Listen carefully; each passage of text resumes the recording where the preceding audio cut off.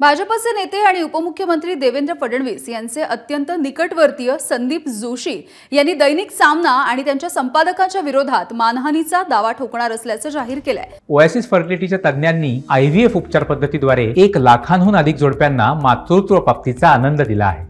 मोफत appointment book करण्यासाठी आजच संपर्क साधा। आज दैनिक सामनामध्ये नागपूरमधल्या अंभोरा देवस्थान इथल्या प्रस्तावित विकास कामांच्या संदर्भात निविदेच्या प्रक्रियेमध्ये घोळ झाल्याची बातमी छापली गेली आहे आणि या बातमीच्या माध्यमातून आमच्या सिद्धिविनायक ट्रस्टची नाहक बदनामी करण्यात आल्याचा आरोप करत संदीप जोशी यांनी दैनिक सामना आणि त्याच्या संपादकांच्या विरोधात 1 रुपये मानहानीचा दावा ठोकणार असल्याचं जाहीर केलंय।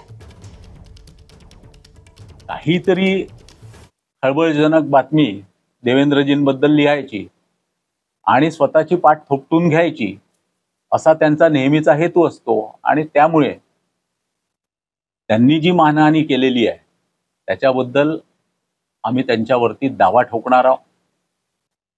मी वैयक्तिक सिद्धिविनायक सेवा ट्रस्ट तर्फे ट्रस्टची बदनामी केली, ज्यांनी कोरोनामध्ये किंवा नागपुरात ज्यांना ज्यांना माहित आहे, दीनदयाल थाली असेल, कोरोनाचा सोबत प्रकल्प असेल, सिद्धिविनायक गोरक्षण धाम असेल, अशा विविध चांगल्या कामांचा सामाजिक उपक्रमाचं मानहानी केल्यामुळे आम्ही त्यांच्याबद्दल 1 रुपयाचा दावा ठोकतोय। एबीपी माझा, उघडा डोळे बघा नीट।